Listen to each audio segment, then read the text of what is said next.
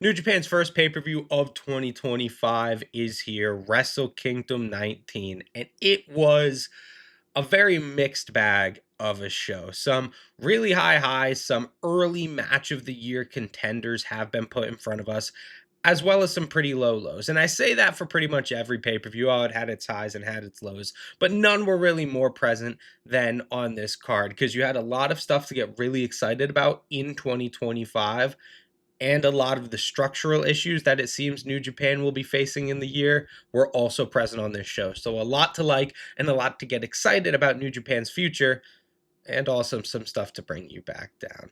Apologize if I'm a little bit quieter than I normally am. I'm recording this pretty early in the morning because I just finished it last night, and that's why I'm in sort of this black void liminal space behind me instead of usually having it all lit up. I apologize if that throws you off a little bit. I hope it doesn't interfere with the quality of the video. Having said all that, we are going to go through every match on the card. I'm going to give a brief overview of what happened, as well as my overall thoughts on the structure of the match and a rating from 1 to 5 stars. If you guys like the video, please consider subscribing, leaving a comment, leaving a like, as it really does help us out. But with all that being said, let's go ahead and get into it with our first match. So we're starting out the card with a four-way ladder match for the junior heavyweight tag team titles. It's Catch 22 versus the Ichiban Sweet Boys versus the Intergalactic Jet Setters versus the Bullet Club War Dogs, represented by Drilla Maloney and Clark Connors. And really, most ladder matches in 2024 do have a ceiling because pretty much everything you could hope to see in a ladder match has been done to its highest level by this point. So there's not really a whole lot of room really left for wrestlers to expand and innovate. And there were some cool spots in this match. Like I remember the War Dogs did a high-low spot with chairs, and Fujita hit a dragon sleeper on top of the ladder on Francesco Akira. So there was some stuff to like in this match and some stuff that was relatively cool, but mainly it sort of fell into that 2020s ladder match slog where it's a lot of the same cliches and a lot of the same tropes you see in every match. And I've made a video in the past explaining why I think ladder matches are overrated and don't really have that much of a place on most pay-per-view cards in the 2020s. And I feel like their consistent use just drives that point home even further. Because while this was a fun match throughout, it was never really a great match because you were more nitpicking a lot of the cliches that you see in ladder matches than really just luxuriating in the action or enjoying the violence. So the score does get held down as a result. I gave it 3.5 out of 5 stars. That is what most ladder matches end up receiving, even if they're really fantastic, because they all sort of just clump together in this mush of nothingness because of their overuse. Next, for the IWGP Women's Championship, it was Mayu Iwatani defending against Izami, and what an upgrade from the last match. The ladder match did a good job about starting off the pay-per-view and getting fans warmed up for some action that would come throughout the night, but this match really did a good job about setting a standard of great wrestling that would be hit multiple times over the course of this show. And they did it without a lot to work with because they were put pretty early in the card, which often connotes unimportance, especially in a New Japan pay-per-view. And they were also given under 10 minutes, which also shows that this is not really a match that you should get involved in or a match that you should really think is important. But they just went out there and they just said nuts to everyone. We're going to try to have the best match on the card. And though they weren't quite able to reach that pinnacle, they did have a ridiculously good match. When you only have one women's match on your card, you can cherry pick the best women's wrestlers on the planet and put them in that position. And obviously, I'm not arguing for only having one women's match on the card. You should have much more than that. But given the circumstance that they're in, allowing Azami and Maya Iwatani to go at it, you have two of the best wrestlers in Stardom. So of course they're gonna have a great match. Mayu especially, one of the best women's wrestlers on planet Earth today. And Azami is someone who looked very impressive in 2024 and looks to be carrying that streak into 25. It was an amazing match. I loved it. Really flew in the face of a lot of the disrespect that was thrown of it from its time and its placement on the card, and got this show really off to a proper hot start. I gave it 4.25 out of 5 stars. Next up was a four-way match for the New Japan World TV title. It was champion Ren Narita defending against Jeff Cobb, El Phantasmo, and the guy whose name I can never pronounce. Today, I'm going to go with Ryohei Oiwa. That's just not a name that really translates to English very well. Ryohei Oiwa. I'm just going to say Oiwa for the video. I really love this match.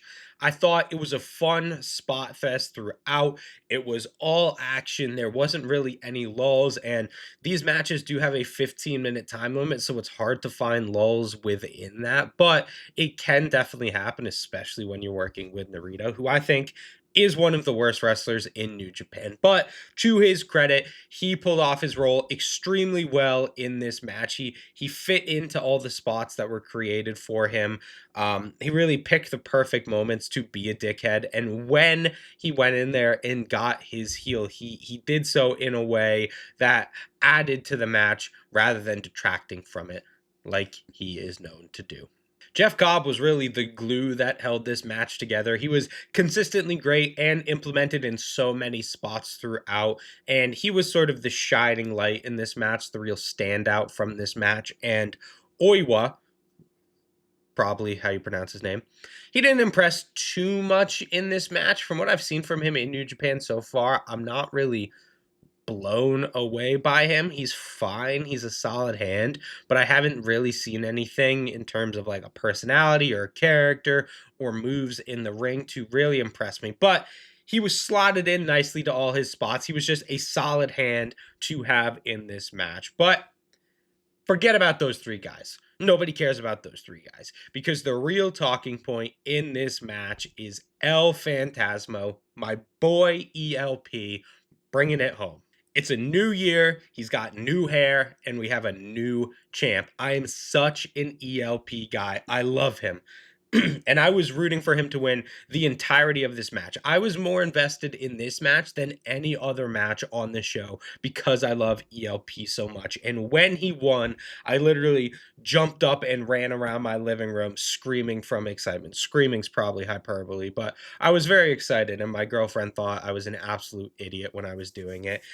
But I've thought they've done such an effective job about telling ELP's story in 2024, starting off high with Hikuleo, then losing that friendship and sort of having a crisis of confidence through the G1 that lasted the entire year, and just not being the ELP of old. And I hope this is a turnaround point for him, where now he will be able to defend the title consistently on pay-per-view and just be happy again, because I just want the world for him. I love him so much. And from a booking perspective, yeah, this is a great choice, because if you want to throw someone out there to just have an all action 15-minute banger on every single pay per view, ELP is that guy. He can have great matches with anyone, and he can fit so much greatness into a short amount of time. So, absolutely a fantastic choice for the championship. As a match, it was probably 4 stars. But this is a little bit of a personal review for me because my boy won, so I'm going to give it an extra quarter star. I gave it 4.25 out of 5 stars. Next up was a lumberjack death match between Hiroshi Tanahashi and Evil. And going into this match, I thought so much this was going to be the worst match of the night. And while it still probably was, that didn't mean it was a bad match. Evil versus Hiroshi Tanahashi is such an awful combination in 2025, but I was really pleasantly surprised by what they were able to do. They were able to have a pretty fun match that got the crowd into the action and was overall much more solid than I thought it had any chance of being. There were three main downsides to this match. The first being that the action was just never very good. Evil's not a very good wrestler in 2025, nor is Tanahashi, and they've had sparks of greatness in the past. Tanahashi, it's because he's older. Evil, it's just because I don't know what Evil's deal is, but in 2025, they don't have the ability to really put on a great match like they could have if it was 2017 or 2018. And the other people, the Lumberjacks on the outside, the House of Torture, and the other members of Tanahashi's faction just really couldn't bring it either. All of their stuff looked pretty much laughably bad. And the stipulation didn't really make sense. It wasn't defined as to what the stipulation was exactly. Could they use weapons? Not really sure. Were the Lumberjacks allowed to get involved in the match? Don't really know.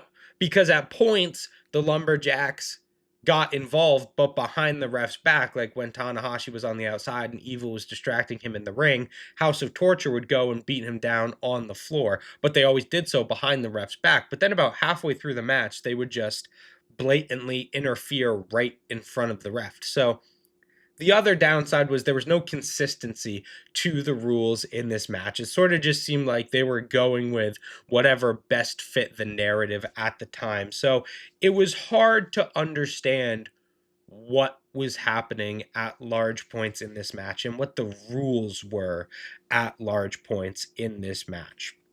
And there was another stipulation added on top of that where Hiroshi Tanahashi's career was on the line. So if he lost, he would have to retire.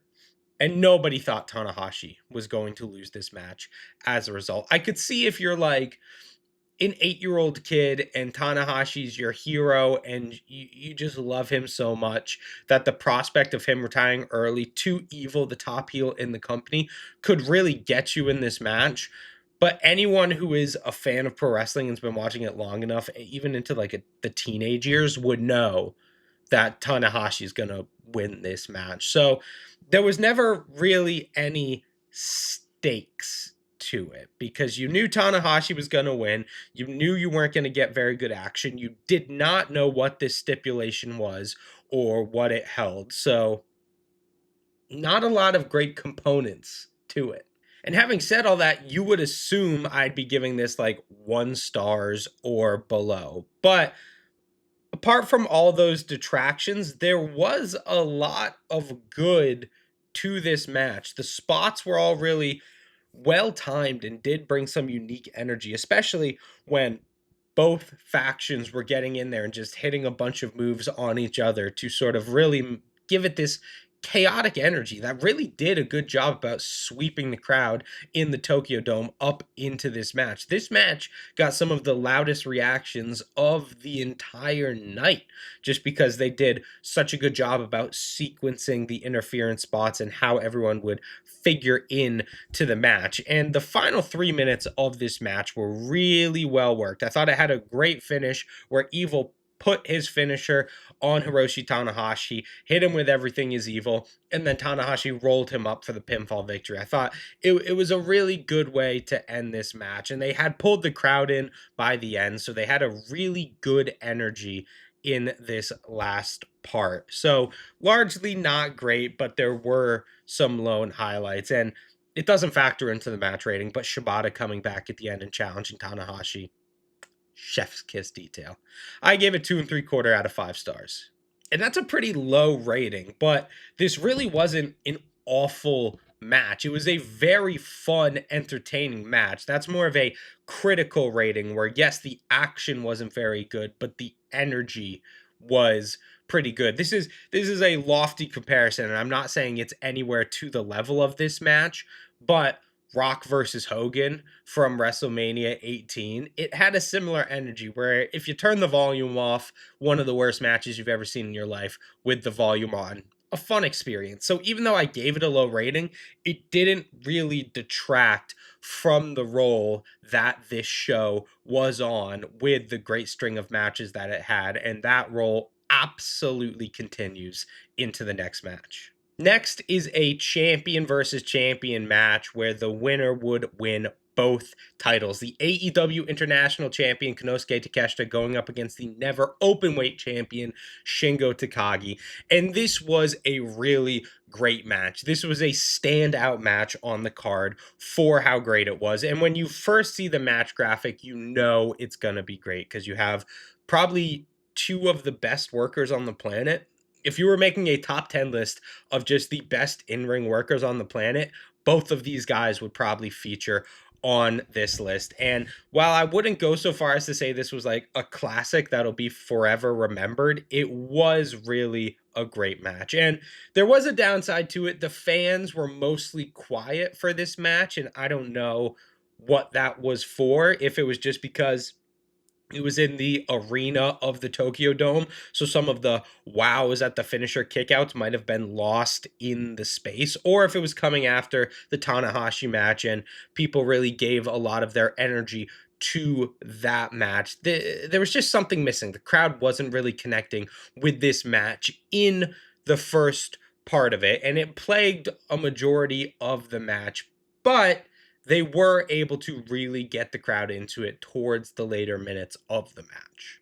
And man, when I say they dragged the crowd out of their seat, did they ever? They blew the roof off the stadium in the last minutes of this match, pretty much from the point where Takagi hit the Poison Rana onwards.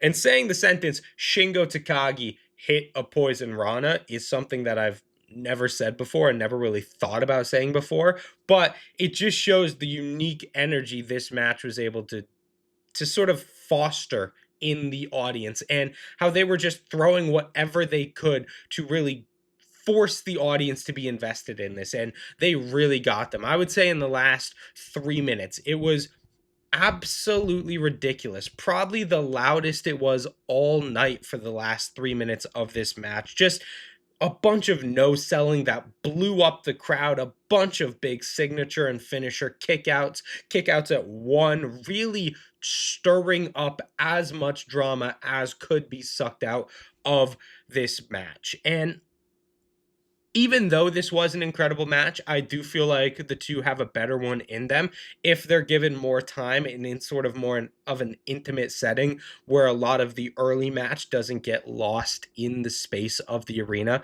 I think these guys could easily put on a 5-star bout. This match didn't quite reach those lofty expectations, but it still was a fantastic match. 4.5 out of 5 stars. Next, for the IWGP Junior Heavyweight Champion, we had Doki defending against El Desperado, and I will say right at the top, I'm not giving this match a rating. It ended after like 9 or 10 minutes because Doki got injured off of a dive to the outside. It seemed like a shoot injury to his arm, and these guys can really make magic in the ring together. We saw that last year with their work in the Super Juniors, and eventually when Doki beat Desperado for the title, and this was quickly on its way to becoming a great match and continuing the streak of great matches this card was setting up. But obviously, the injury caused the match to finish early. They didn't get to go through everything they had planned, so it would be unfair of me to give this match a rating. What I will say is it looked like they were really setting up to something great here, and I have all the expectations in the world they could have delivered on it. And when Doki gets better and comes back, they will run this back, and they will have a great match as a result. No match rating for this match. Please get better, Doki. We love you lots. All the best wishes to you. Next, for the IWGP Global Heavyweight Champion, it was champion David Finlay going up against Yota Tsuji. And they did such an incredible job about recapturing the energy that was lost after Doki's injury, because that sort of sucked the energy out of the building, where fans, whenever there's an injury or a match has to be stopped because someone's legitimately hurt, it just sort of takes the breath out of everyone, because they hope that wrestler is okay, and they're more worried about them than they are excited for whatever's coming up on the card. But this match did such a fantastic job about right out the gate pulling people back into the action of the pay-per-view. And when you see this match graphic, you know what you're going to get from it. And it's exactly what we got here. A match that's approaching, but not quite reaching, 5 stars, an absolutely clinic in great wrestling, and easily match of the night.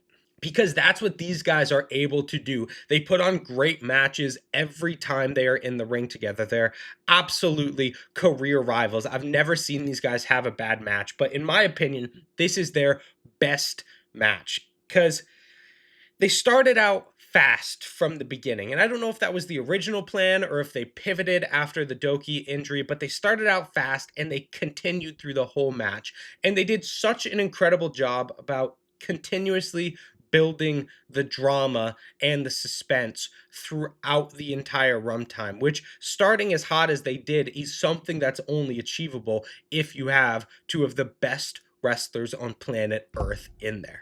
And these guys just threw everything they had at each other. There were huge finisher kickouts at every corner. About midway through the match, Finley hit like three dominators and then three power bombs on Suji just for a near fall. And that was like halfway through the match. So that should tell you what you're getting. Just the big bombastic finisher kick out spots, but not in a way that ever really seemed gratuitous like you can sometimes get. It all still made sense within the structure of the match and really did a great job about pulling fans into the drama. And while I'm talking about Finley, he really sold his ass off in this match. He made Suji look like the guy, the new main event, which is good for Suji because he won this match and won the championship. And if you know me, you know I'm a huge fan of Yota Tsuji, so that just put a huge smile on my face. And Suji did a great job in this match about setting himself up to really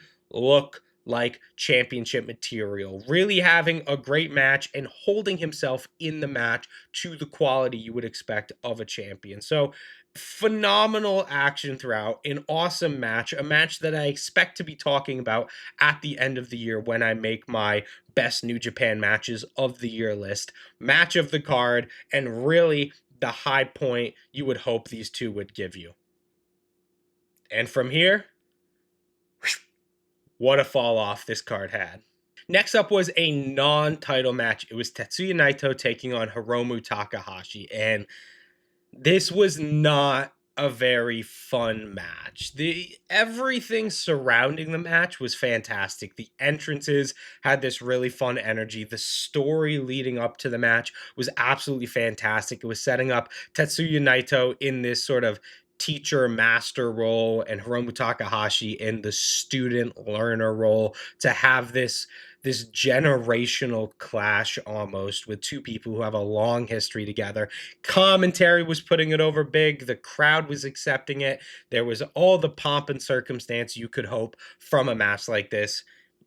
And then the bell rung, and the action just couldn't live up to it. And commentary discussed how Naito was essentially working half blind because the surgeries he received on his eye. And that goes a little bit to explaining the sloppiness we've been seeing from Naito over the past year, 2 years. And that was present in this match, just very, very sloppy throughout. And I think they did an effective job about telling the story they were setting out to accomplish, the teacher versus student story, but just the action never hit. There was a lot of botches in there, clear mistimings, a lot of sloppiness on moves, and overall, I just didn't have fun. I was just sort of sad watching it because Naito was just in a really bad state. He didn't look good in the ring. He hasn't looked good in the ring for the past couple years, and he's just not the Naito of old. But he's trying to be. He's trying to be the same guy who we saw wrestling 5 years ago, but he just can't be that guy anymore. And unfortunately, performances like this are not uncommon from Naito in 2024 and seemingly going into 2025. And there was nothing Hiromu could really do to pull something great out of this match. And I think the crowd felt it too, because once again, they were pretty quiet for the majority of this match. They came up once or twice towards the end for some big spots, but overall, very quiet. And that just did an even further job of settling in the sort of eerie, sad tone that this match had. They didn't really seem to want to watch the match once it got going. And even though they love Naito, I don't think they love seeing him wrestle in this condition. It was very botchy, very slow, kind of just sad overall. I gave it 3 stars. It was a good match, I guess. There was a few things to like. The layout was good. It had the layout of a match that was a lot better than this, but the action just couldn't deliver. And this is really the point where the show fell off for me.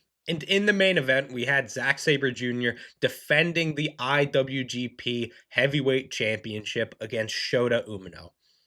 And right from the beginning, the match had a very slow start, but not a slow start in a good way like a lot of these main event matches can have, because most of the New Japan main event matches start slow because they are working to elevate the drama over a 30 or 40-minute period to reach crescendos at the end of the match. But knowing the relative limitations of Shota Umino, I didn't have faith that they would be able to reach those crescendos in the end. And I feel like that was a large sentiment that people thought for this match, because when they saw Shota was main eventing Wrestle Kingdom, people thought he's being put too high above his position. And really, his role in this match was to live up to the hype, to sort of exceed the expectations that people were putting on him, and to escape the box that people were putting him in before he even wrestled. So the main story of this match was not inside the ring, it was outside of the ring. Could Shota live up to the expectations that were put in front of him? Could they have a truly classic New Japan Tokyo Dome main event? And boy, didn't they. This match moved at a glacial pace. It was so slow. It was so boring in a lot of parts. And it wasn't sloppy or botch filled throughout. It was just really slow. I feel like it was poorly agented.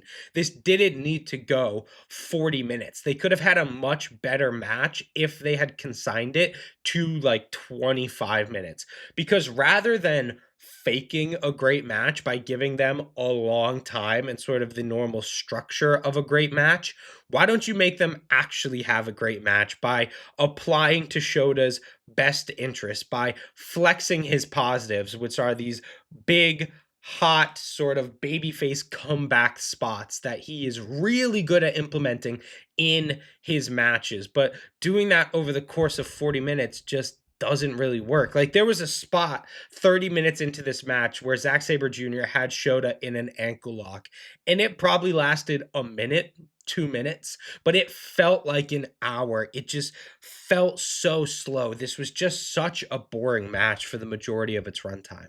And it sort of just bummed me out, because this is the main event of Wrestle Kingdom, where you're supposed to have your two best wrestlers in the company going at it for 40 minutes on the biggest show of the year. And they're supposed to have the best match of the year. That is the standards that previous Wrestle Kingdoms have set up. But these guys didn't even have one of the top 5 best matches on this card. I gave this match 3.5 out of 5 stars. I'll tell you my star rating early, because it sort of transitions into some of my commentary on it. That is just not the standard that has been set up from previous Wrestle Kingdom main event matches. It's at the Tokyo Dome. It's the main event of the biggest show of the year, and it's 3.5 stars. That's just not the acceptable level of pro wrestling that we've come to expect from these events of the year. Even Naito versus Sonata last year was a far superior match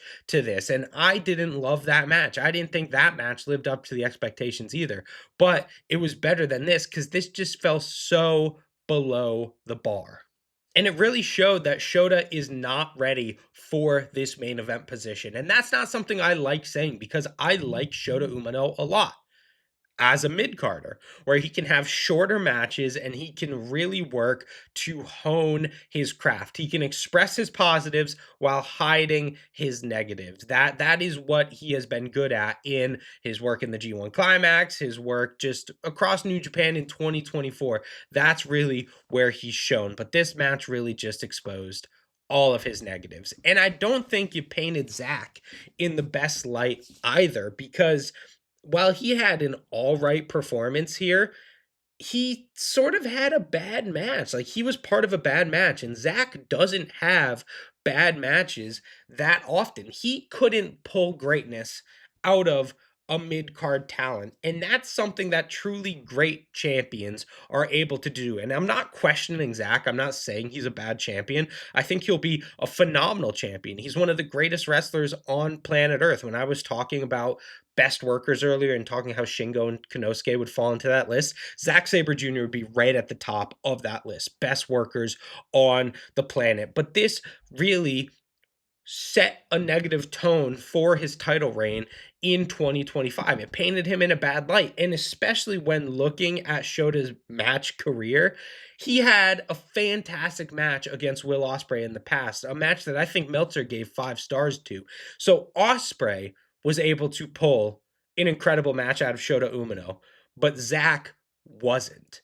And it's sort of a death by comparison, saying, well, Will's wrestling for this other company and he's able to pull great matches out of mid-card talent, but Zach is our top guy and he's not able to do that. And I'm not saying that's true, but I'm saying that's the appearance we have as a result of this match, a real death by comparison, and just did no favors for either guy. And that's not even to say it's a terrible match. It was a good match, but good just isn't good enough when put into this position. It was really a gamble to put this in the main event slot and give it 40 minutes. And if the match had been fantastic, if it had been a 4.5 or 4.75, or even a 5-star match like the New Japan main events of old, this would have been a gamble that paid off. It would have made Shota Umino a top star and really sort of set New Japan off on a high note for 2025.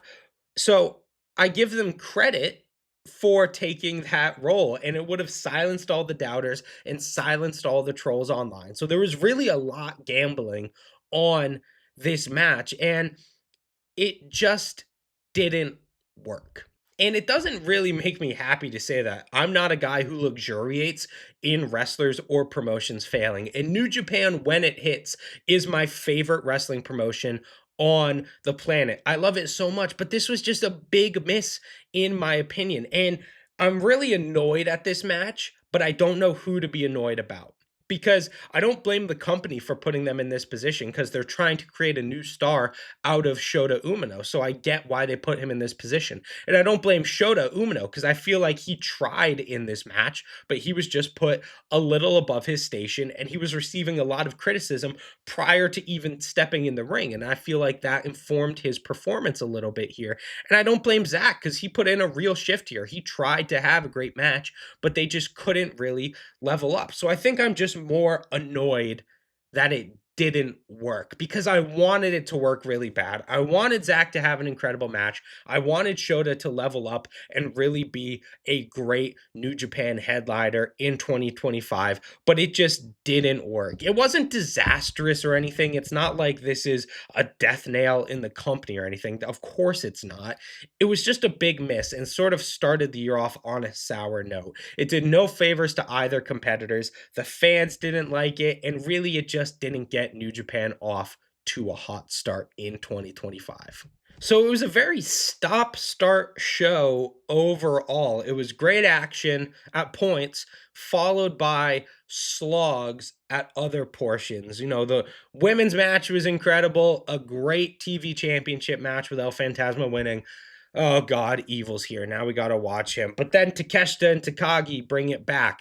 Oh no, Doki's injured. That sort of pulls to life. But then Finley and Suji bring it back, and they have best match of the card. And then Tetsuya Naito sort of just stinks the place up, and the main event isn't really able to end it on a high note and drag sort of the expectations that fans had for this event back into the limelight. It wasn't really able to leave people happy with this card and leave them excited for what's going to happen in New Japan throughout the year. And that's what this pay-per-view is supposed to do. Deliver on a bunch of great matches and really excite fans about the New Japan prospects in 2025. Set up a lot of unique storylines. And I feel this pay-per-view failed to do that. There was just some real schlock on here, and it's the same thing New Japan's been struggling with in 2024, not having the roster depth it used to have, not having a lot of main event talent that can really step up into those high roles. And this pay-per-view just plainly pointed out that that is going to be a continuing trend into 2025. And it's a shame because there was sparks of greatness on this show. There was sparks of the New Japan of old, but there were also heavy flaws that really dragged this thing down as a whole. So a good pay-per-view overall, some real highlights, but just a bad ending in my opinion. And maybe I'm overdoing it. Maybe I'm being too critical of the main event because I've seen from some reception online from Cage Match that some people did like this match, but it just wasn't for me and I felt it was so emblematic of everything wrong with New Japan this year. But maybe I'm being too harsh on it. I want to know what you guys thought. I want you to let me know in the comments down below. What did you think of Wrestle Kingdom this year? Am I being too harsh on the final two matches?